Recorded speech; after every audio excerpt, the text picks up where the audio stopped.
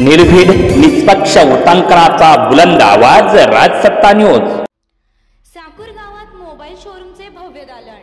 पैसे नाहीत, चिंता कशाला, अगदी अल्प दरात घेऊन जा आपला आवडता आयफोन। यासाठी एकदा अवश्य भेट द्या जय माता दी मोबाईल शॉपी। या ठिकाणी मोबाईल रिपेअरिंग तसेच सर्व सॉफ्टवेअर व हार्ड डिस्कचे काम अगदी अल्प दरात करून मिळेल। ठिकाण साकूर बस स्टँड समोर साकूर। संपर्क 9890 31 50 50। वापस गिर जाएगा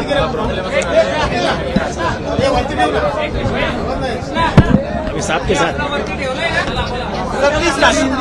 सर बताइए क्या कहना है आपका बजट? हाँ सुधरना तरी पण भाजपा के मी बोल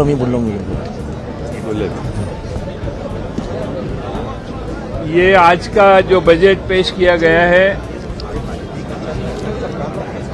पिछले महीने में 10-15 दिन के पहले जो लोकसभा का चुनाव महाराष्ट्र में हुआ, करारी हार हुई, उसमें भाजपा और उनके मित्रों की करारी हार हो गई। ये सब पूरे देश ने देखा। महाराष्ट्र की जनता भाजपा और उनके मित्र पक्षों के खिलाफ है, ये पूरे देश ने देखा।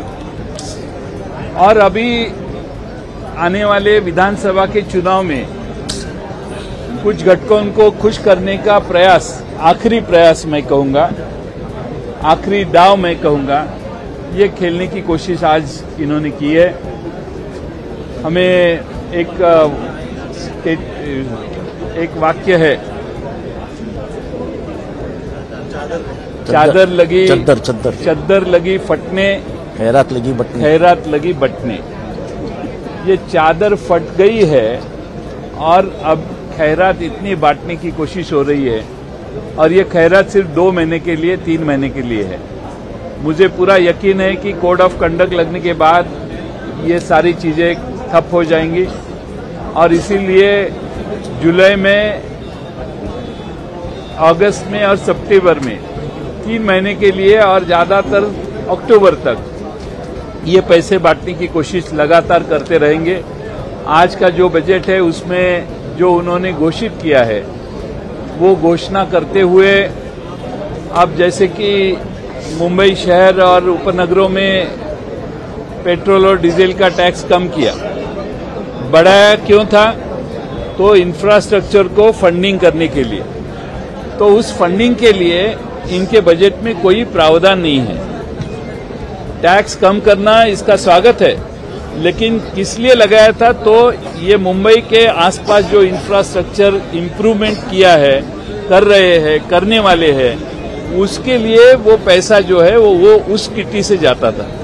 अब उसका प्रावधान किस तरह से करने वाले, इसके ऊपर बजट में कोई लिखा गया नहीं है। ये बजट में 101st पैराग्राफ में लिखा है कि सारी ये योजना मैं पेश कर रहा हूं, इसका फिर एक बार संतुलन के लिए अभ्यास होगा, उसकी स्क्रूटिनी होगी, और फिर एक बार रैशनलाइजेशन, अगर कोई इरेशनल स्कीम मैं पेश कर रहा हूं, तो ये सारी स्कीमों की रैशनलाइजेशन करने के लिए कमेटी हम गठित करेंगे, और वो जो कमेटी गठित होगी वो रैशनलाइजेशन करेंगे। इसका मतलब जो योजना आज पेश की गई है उसमें से कोई भी योजना ये कमेटी ने मान्य करने के बाद ही काम चालू होगा। अब जुलाई में और अगस्त में और सितंबर में वो पैसे जरूर बांटेंगे, लेकिन ये कमेटी का रिपोर्ट अक्टूबर-नवंबर में आएगा।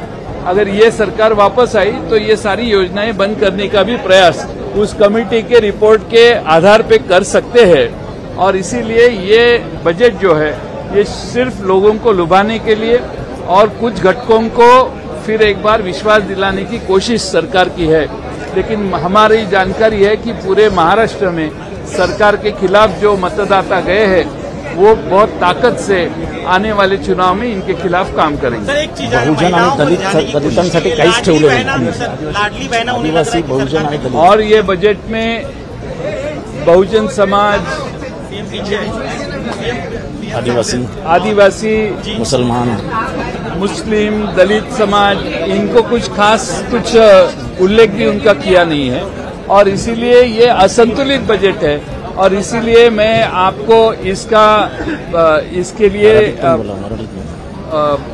असंतुलित बजट के लिए ये सरकार ने सिर्फ 3 महीने के लिए बजट पेश किया है, ये कहना चाहूंगा। मराठीत बोला ना, मराठीत बहुजन समाज, दलित समाज, या राज्यातले ओबीसी या वेगळ्या घटकांना जी मदत करायची आहे ती मदतीचा कुठंच उल्लेख नाही, हेही यातला एक महत्वाचा मुद्दा आहे। Thank you sir.